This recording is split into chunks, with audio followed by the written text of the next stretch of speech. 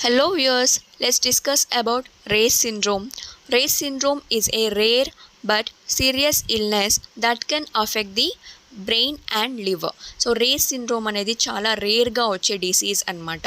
కామన్గా వచ్చేసి childrens Reye's సిండ్రోమ్తో సఫర్ అవుతారు. సో ఈ రేస్ సిండ్రోమ్ అనేది చాలా రేర్గా వస్తుంది, but serious complication, serious illness అనమాట, చాలా severe disease. So which can affect both brain and liver in the body. So మేజర్గా ఈ రేస్ సిండ్రోమ్తో సఫర్ అవుతున్న పేషెంట్స్ ఎవరైతే ఉన్నారో వాళ్ళలో బ్రెయిన్ అండ్ లివర్ అనేది డ్యామేజ్ అవుతుంది, స్వెల్ అవుతుందన్నమాట. So it is most common in children who are recovering from a viral infection. So కామన్గా మనం వచ్చేసి రేస్ సిండ్రోమ్ ఎవరిలో చూడొచ్చు, ఎవరైతే చిల్డ్రన్ ఆల్రెడీ వైరల్ ఇన్ఫెక్షన్స్తో సఫర్ అవుతూ ఉంటారో, రికవర్ అవుతూ ఉంటారో ఆ వైరల్ ఇన్ఫెక్షన్స్లో, అటువంటి చిల్డ్రన్లో కామన్గా రేస్ సిండ్రోమ్ అనేది వస్తుంది. In rare cases it can cause death within hours because it can be a life threatening disorder. So as I said, this race syndrome is rare, but it is a serious, very serious disease. It can cause death within 2 to 3 hours. Okay, it is a life threatening disorder. So who gets race syndrome? Reye's syndrome most often affects kids of 4 to 14 years old. So నార్మల్గా ఎవరికి వస్తుంది Reye's syndrome? 4 to 14 years old age ఉన్న పేషెంట్స్లో వచ్చేసి ఈ Reye's syndrome అనేది వస్తుంది. So the number of cases has dropped greatly since the doctors began advising against giving aspirin to kids as well as teens, especially during viral illnesses. So ఈ వచ్చేసి number of cases like 2 to 3 years నుంచి వచ్చేసి Reye's syndrome యొక్క cases చాలా ర్యాపిడ్గా, డ్రాస్టిక్గా decrease అయ్యాయి. ఎందుకు decrease అయ్యాయి? Doctors వచ్చేసి అవేర్నెస్ క్రియేట్ చేస్తున్నారు. ఎవరైతే చిల్డ్రన్ వైరల్ ఇన్ఫెక్షన్స్తో సఫర్ అవుతారో, లైక్ చికెన్ పాక్స్ కావచ్చు, లేదంటే ఫ్లూ, కామన్ కోల్డ్, ఇటువంటి వైరల్ ఇన్ఫెక్షన్స్తో సఫర్ అవుతున్న చిల్డ్రన్లో వచ్చేసి ఆస్పిరిన్ డ్రగ్ అనేది ప్రిస్క్రైబ్ చేయకూడదు అనేసి, దెన్ ఆస్పిరిన్ డ్రగ్ అనేది యూజ్ చేయకూడదు, ఓవర్ ది కౌంటర్ కూడా యూజ్ చేయకూడదు అనేసి పేషెంట్స్కి అవేర్నెస్ క్రియేట్ చేయడం వల్ల యూజ్ అనేది డ్రాస్టిక్గా డిక్రీజ్ అయింది. ఆస్పిరిన్ యూజ్ అనేది డ్రాస్టిక్గా చిల్డ్రన్లో డిక్రీజ్ అవ్వడం వల్ల ఈ రేస్ సిండ్రోమ్ అనేది తక్కువగా కనిపిస్తుంది nowadays. So most cases happen when the viral diseases are epidemic, such as during the winter months or after an outbreak of chicken pox. So చాలా కామన్గా మనం వచ్చేసి రేస్ సిండ్రోమ్ ఎప్పుడు చూడొచ్చు? ఎప్పుడైతే వింటర్ సీజన్ ఉంటుందో ఆ వింటర్ మంత్స్లో, then outbreak of chicken pox తర్వాత. సో చికెన్ పాక్స్ అనేది చాలా వైడ్గా స్ప్రెడ్ అయిన తర్వాత చికెన్ పాక్స్తో సఫర్ అవుతున్న పేషెంట్స్లో, అంటే చిల్డ్రన్లో కూడా మనం కామన్గా ఈ రేస్ సిండ్రోమ్ అనేది చూడొచ్చు. So what are the signs and symptoms of this Ray's syndrome? The signs and symptoms of Ray's syndrome almost follow the start of a viral illness, such as an upper respiratory tract infections like cold, flu, chicken pox. Okay, so cold and flu are upper respiratory tract infection and the chicken pox is a viral infection. So science and symptoms అనేవి మనకు ఎప్పుడైతే ఆ patients, ఆ children suffer అవుతారో, upper respiratory tract ఇన్ఫెక్షన్స్తో suffer అవుతారో, అప్పటి నుంచి ఈ సైన్స్ అండ్ సిమ్టమ్స్ అనేవి కూడా స్టార్ట్ అవుతాయి. ఇన్ కేస్ ఆ డ్యూరేషన్లో, అంటే ఆ టైం పీరియడ్లో ఎప్పుడైతే వైరల్ ఇన్ఫెక్షన్స్తో సఫర్ అవుతున్నారో ఆ చిల్డ్రన్, అప్పుడే ఆస్పిరిన్ కనుక యూజ్ చేస్తే అలాంటి వాళ్ళలో మాత్రమే ఈ రేస్ సిండ్రోమ్ అనేది వచ్చే ఛాన్సెస్ ఉన్నాయన్నమాట. So Reye's syndrome can start from day 1 to 2 weeks after a viral infection, and the symptoms of this race disease or race syndrome include vomiting, excessive sleepiness, tiredness, diarrhea, rapid breathing means increased breathing rate, irritability, and other symptoms include changes in the vision, trouble hearing, abnormal speech, confusion, as well as seizures. So ఈ symptoms ఏం కనిపిస్తాయి race syndrome వచ్చిన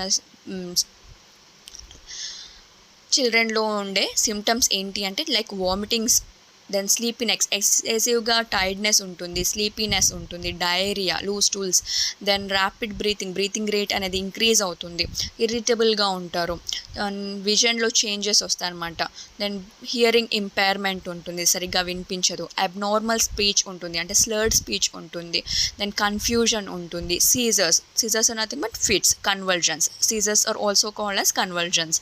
so ఇవన్నీ వచ్చేసి ఈ symptoms అనేవి race సిండ్రోమ్తో suffer అయ్యే చిల్డ్రన్లో చూడొచ్చు.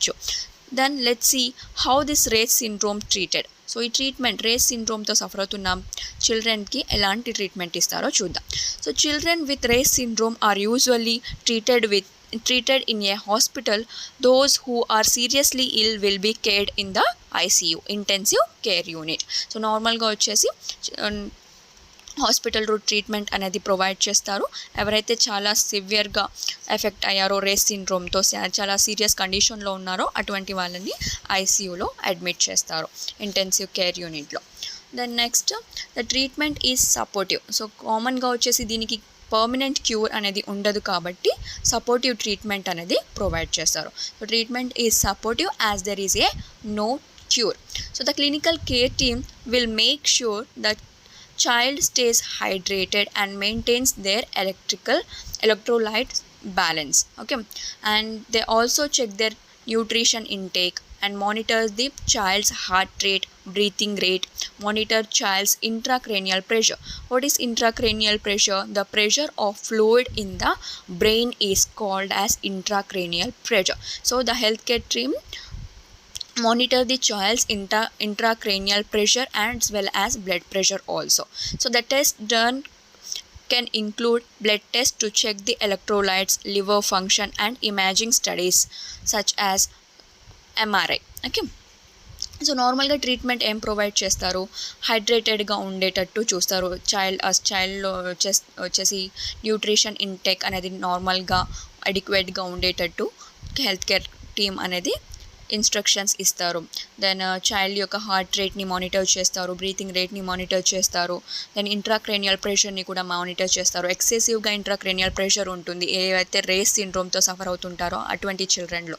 ఎందుకు ఇంట్రాక్రేనియల్ ప్రెషర్ ఏంటి, ప్రెషర్ ఏదైతే బ్రెయిన్ ఫ్లూయిడ్ ఉంటుందో బ్రెయిన్లో ఆ ఫ్లూయిడ్ యొక్క ప్రెషర్ని ఇంట్రాక్రేనియల్ ప్రెషర్ అంటున్నాం. సో ఆ ఇంట్రాక్రేనియల్ ప్రెషర్ని మానిటర్ చేస్తారు, ఆ చైల్డ్ యొక్క బ్లడ్ ప్రెషర్ని మానిటర్ చేస్తారు.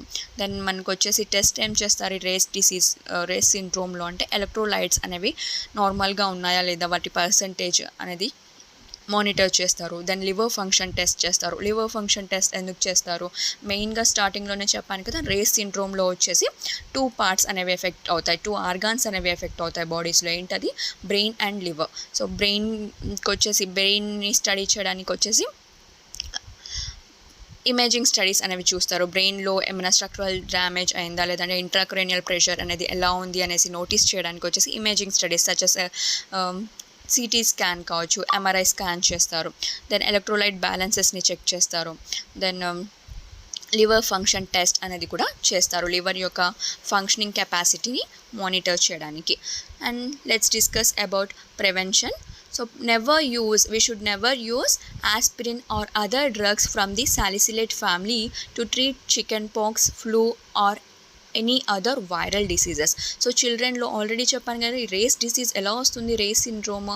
ఎవరైతే వైరల్ ఇన్ఫెక్షన్స్తో సఫర్ అయ్యారో, చిల్డ్రన్ సఫర్ అయ్యారో అటువంటి పేషెంట్స్లో వచ్చేసి అటువంటి చిల్డ్రన్లో వచ్చేసి మనం ఆస్పిరిన్ డ్రగ్ అనేది లేదంటే అదర్ సాలిసిలేట్స్ గ్రూప్ ఆఫ్ డ్రగ్స్ ఏవైతే ఉన్నాయో అవి మనము ఇవ్వకూడదు. సో ఇచ్చినప్పుడు ఏమవుతుంది, ఈ రేస్ సిండ్రోమ్ అనేది వాళ్ళలో డెవలప్ అవుతుంది. So we should not use aspirin or other drugs from the salicylate family to treat chickenpox, flu or any other viral diseases in the children. So many OTC medicines contain salicylates including bismuth subsalicylate.